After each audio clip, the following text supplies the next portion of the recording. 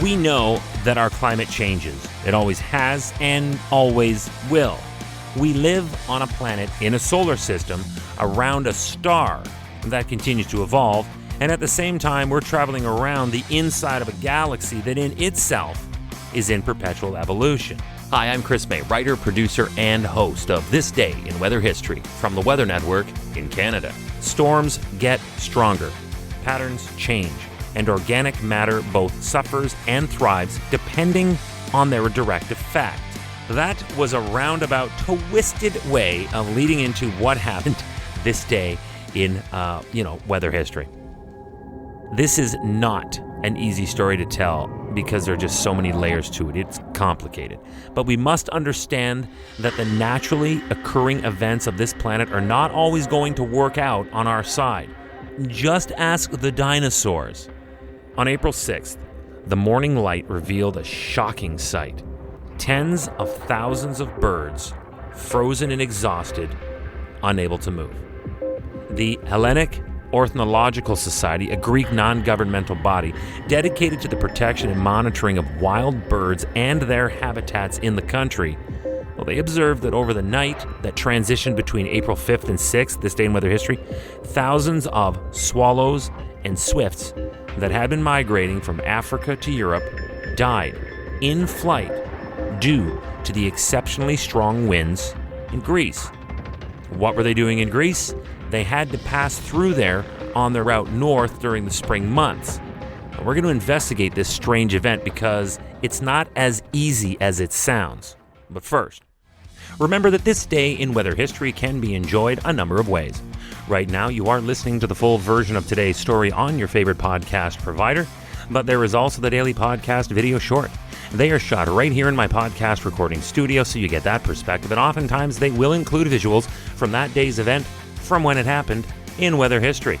So after listening to the full story, go check out the podcast video short on television or online anytime at theweathernetwork.com/weather history. And just to dovetail from that if I can, I'd like to remind you where you can catch this podcast if you might be picking this up off our site or from within a story. You can look up or ask for This Day in Weather History, wherever you normally listen to your favorite podcasts, including Apple Podcasts, Google Podcasts, Spotify, Amazon Alexa, and now every day on yahoo.ca. Let's get into this now. Straight up, what happened?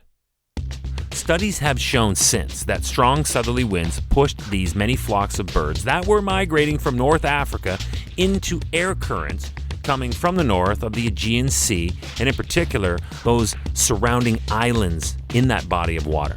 These birds are small. They're just swifts, swallows, and could not manage through this gale. So exhausted, they tried to reroute for mainland Greece. You see, Greece was not their original destination. That was not the original chart of their route. But it was too much for these wee little bird species, and the specific combination of weather conditions in this wicked mix pushed this entire population to the brink. They couldn't hold on, and that is when they began dropping.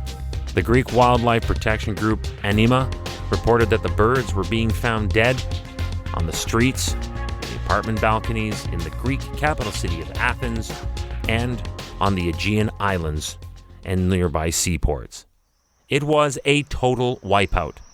The association urged people to take care in the streets where exhausted birds often land after covering thousands of kilometers. The birds switching their flight path to Greece was natural, as Greece is on the flight path for hundreds of thousands of birds which migrate north in spring and south in the autumn. Ms. Maria Ganotti of Anima called the occurrence, quote, a major disaster. The group, Anima, wrote that on the night of April 5th to 6th, it was especially perilous for the birds. There was a nasty and unusual combination of cold weather, strong winds, and few insects in the air, and that all spelled disaster. These exhausted birds had already crossed the Sahara and the Mediterranean, only then to run into a totally impenetrable wall of weather and no food available. It was a true no-win scenario for these birds this day in weather history. Hey, do you like the podcast? We'd love to hear from you. If you have an idea Go right now to wherever you're listening to me and rate us if you would, please. It's on a 5-star system, and we would love as many stars as you can afford. So rate us, but then also review us. This way we can always stay on top of how you'd like to see the show evolve. Then remember to subscribe to this podcast. Click the subscribe or follow button right there on the very same podcast homepage you're listening on. You'll be immediately reminded that the next day is ready to listen to, and you also have access to every episode in the archives. It dates back to June 1st of 2020, so there is a lot that we got to get caught up on this day in weather history. Tomorrow is April 7th, and back here in Canada only a few years ago, multiple days of significant rainfall led to major flooding across parts of eastern Canada. Some areas recorded up to 155 millimeters of rain in this event. We're going to take a much deeper dive into it tomorrow on this day in weather history with me, your host, Chris May.